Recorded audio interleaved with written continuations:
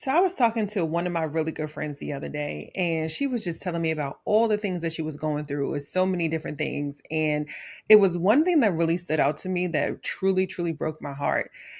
And the thing that she said was, Stacy, I don't even know myself anymore.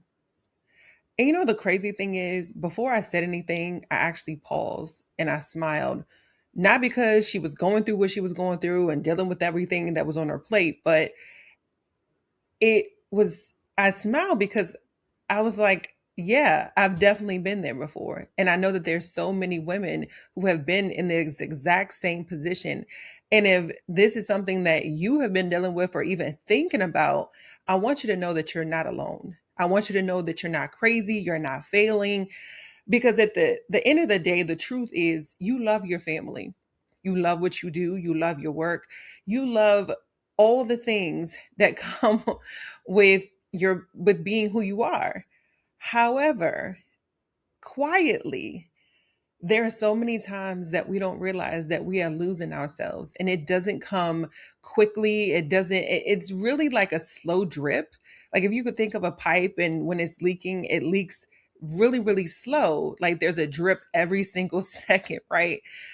But after each drip, it's accumulating, whether it's accumulating in your water bill or it's just constantly accumulating at some point in time. So if you put a bowl underneath that leak, eventually you're going to have a whole bowl of water, right? And then it'll overflow. So my point is that losing ourselves and losing yourself does not happen swiftly. It happens with one decision, one disappointment, one crazy difficult season in our lives. And it's something that it just really comes about and we don't really realize it until we're at the point and we're looking at ourselves in the mirror, as I've done before, and say, goodness, who am I? What do I want anymore? So let me tell you guys a quick story. I was talking to one of my best friends on the phone, and I was telling her, we were just kind of talking about things that, we're both moms. And so we were talking about the things that we like to do, the things that make us happy when it comes to the kids, and, just making sure that the kids are good. And when we were talking, she asked me a question, and I was so floored. She said, well, you do all these things for your girls. What do you like to do for fun? And I sat there on the phone with her, and she was like, Stacy, Stacy. And I was like, oh my gosh, I'm sorry, I'm still here. Like, I paused for a second because I was just like, I really had to think about it and, like, really, what do I like to do for fun? And so I had that same moment where I had to sit back and say, goodness, my life has revolved around my kids. And I had to realize, goodness, I lost myself. I lost everything about me, who I was prior to having kids, what I like to do, what made me happy, what made me what brought me joy outside of the realm of being a caretaker for my babies. So, I wanted to talk about like one of the biggest things is, or a lot of them that, like I said, is accumulation. But if we think about it, how does this really happen to us? Like when we really, really get to the root of it. So in my case, taking care of my kids, being the responsible one in my family, being the person that everyone comes and talks to or needs advice from or some level of help from. So when you start to do those things, you're being the stronger one, the more responsible one. You're taking care of your kids. If your parents are in an age where you are being their caretaker, you're taking care of your family. If you are married, you're taking care of your husband or your if you're in a relationship, you're taking care of your boyfriend, whatever that is, you're taking care of everyone else around you. So not only are you the responsible one who everyone comes to, but you're also the caretaker. You're also at a point where you probably started saying yes to people all the time and not really setting any boundaries.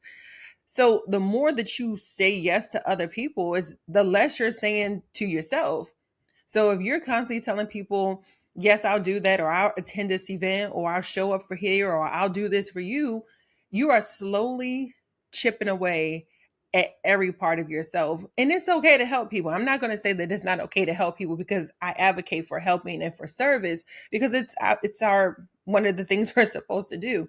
However, when you're doing it and it's sacrificing yourself, or you're putting yourself basically falling on a knife to sacrifice yourself for others, you are constantly putting everyone else first.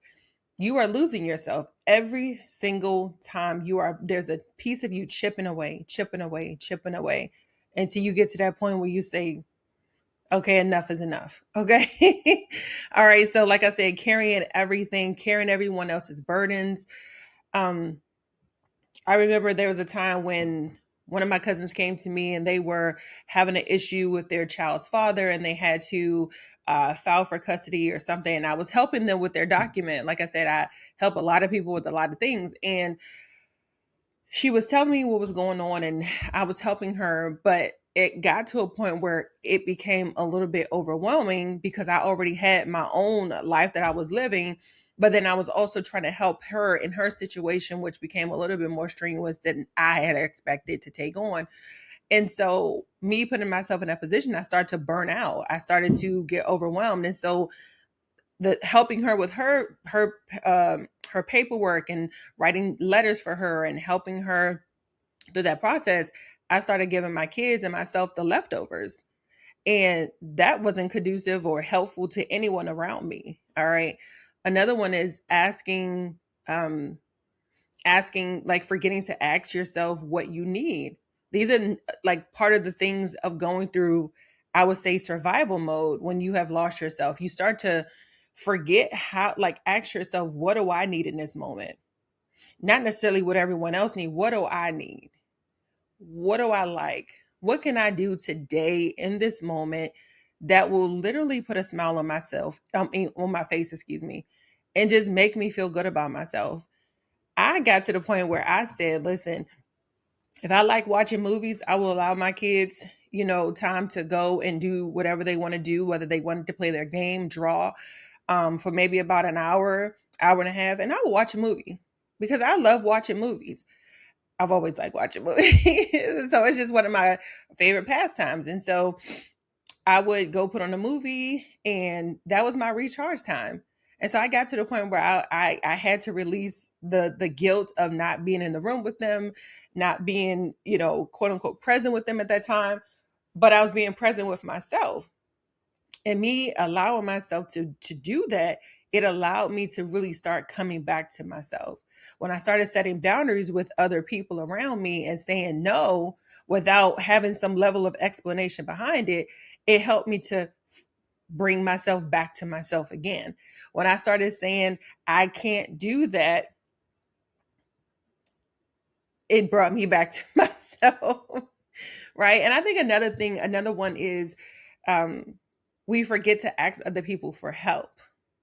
I think that's another one, because when you are the strong one, you tend to rely on yourself. You tend to go at it alone, because you feel like no one is going to do a better job than you, or you're just so used to surviving and doing things in an isolated way, that you don't want to ask for help, or you feel like there's a level of weakness when you ask for help. But the more you ask for help, the less work you have to do, and the less that's on your plate, which frees up time for you to be able to devote that time to yourself, and to find things that you love to do. Okay. So, you know after speaking to my really good friend that day, I took time to really pray over her. And I was talking to the Lord, and I prayed, and I realized something that changed the way that I saw my own story. I realized that I had been carrying responsibilities, expectations, and pressures, and opinions of others that God never asked me to carry. Right. And maybe you're in that position as well. Maybe that sounds familiar for you.